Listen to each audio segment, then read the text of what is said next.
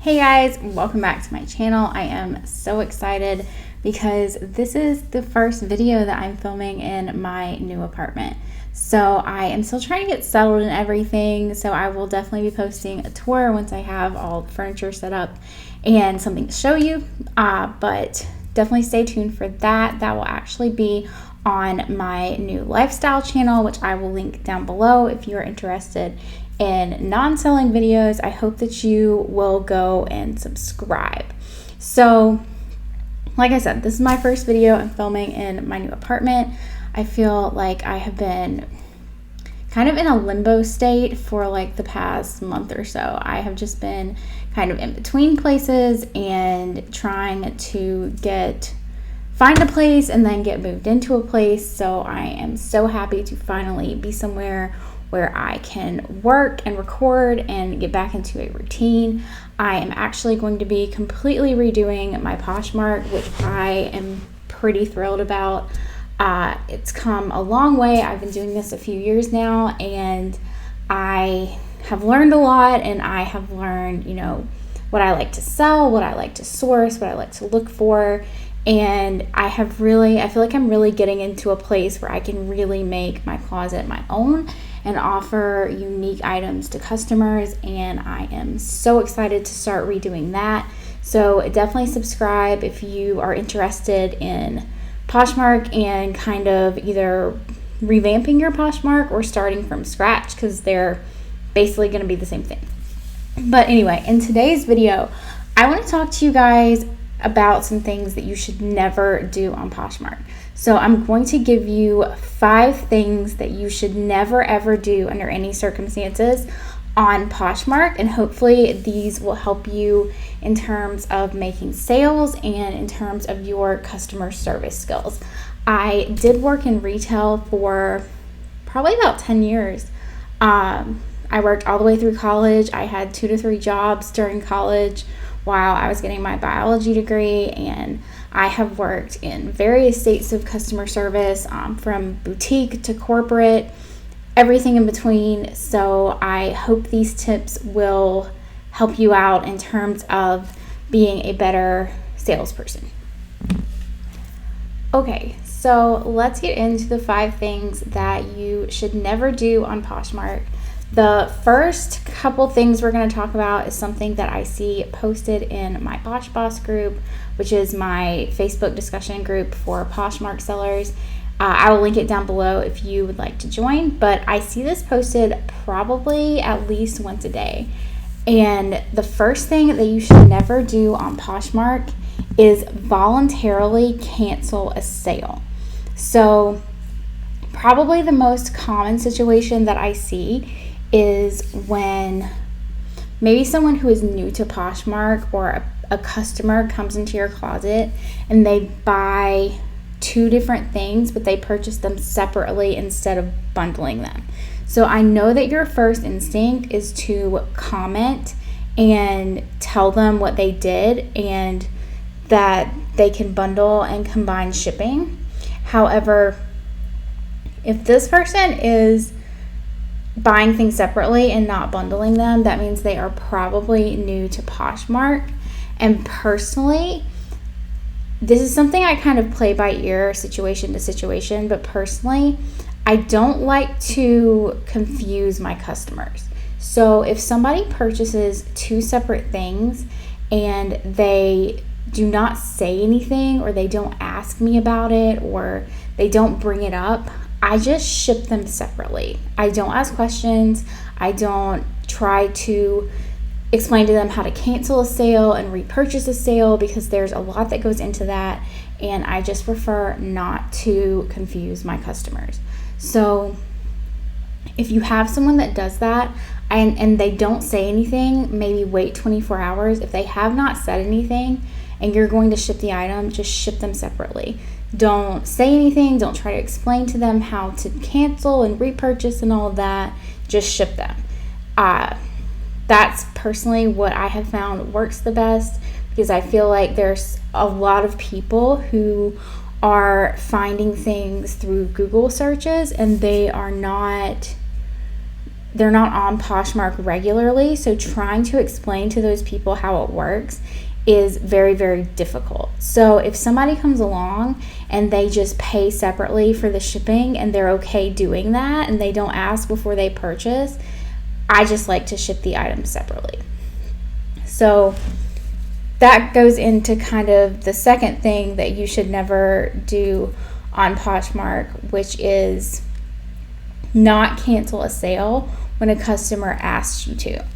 If a customer comes along and they buy something, Poshmark's policy tells them that they have 3 hours. They have a 3-hour window where they can actually cancel the purchase themselves. Now, a lot of people don't realize that they can cancel the purchase themselves. So they will ask the seller to cancel it for them. If a customer asks me to cancel a sale and it is within that 3-hour window, or even if it's not and I have not shipped the item yet, I will just go ahead and cancel it, because it's going to be much, much easier to just cancel the purchase. Because if you don't cancel the purchase and the customer doesn't want the item, they are going to find some reason when they get the item to open a case against you. So that is something that you want to avoid at all costs, just because that's going to be a headache and it's going to tie up your money for a few days. So you want to avoid being confrontational with your customers. Like, if somebody wants to cancel something, I'm just going to cancel it, because you don't want to spend that time arguing with someone or the time later that goes into dealing with them opening a case against you.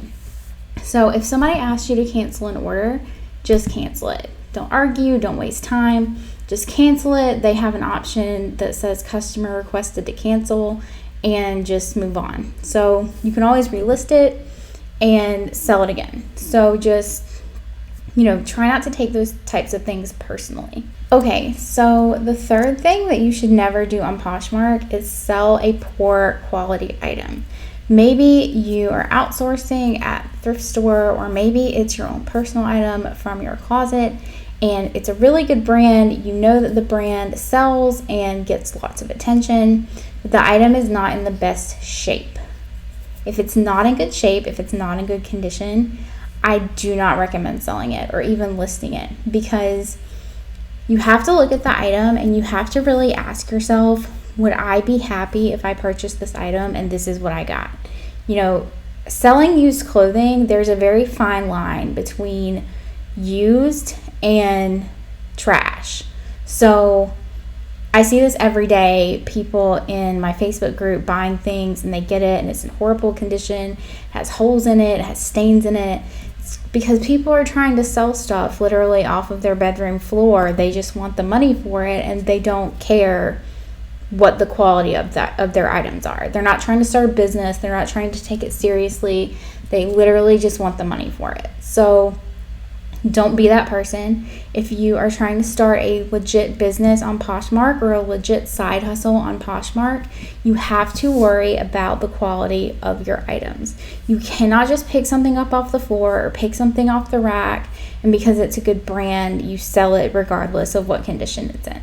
Look for pilling, look for stains, look for holes, especially on pants. Always check the inner parts of the legs, because that's what wears out the fastest. Always check for puckering around the zipper. Always check the fabric and feel the fabric and see if it feels really thin from being washed. These are all things that I look for.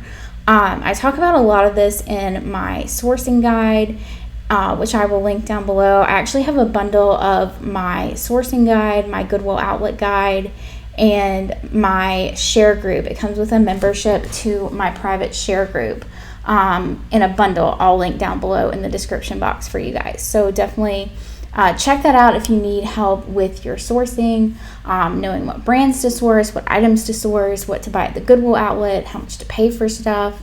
And then my share group will greatly help you in terms of setting up a routine and getting, promotion for your items. Everybody shares in there every day, and they're really, really great about being consistent and sharing and return sharing. And it's just a really great community that you would be a part of.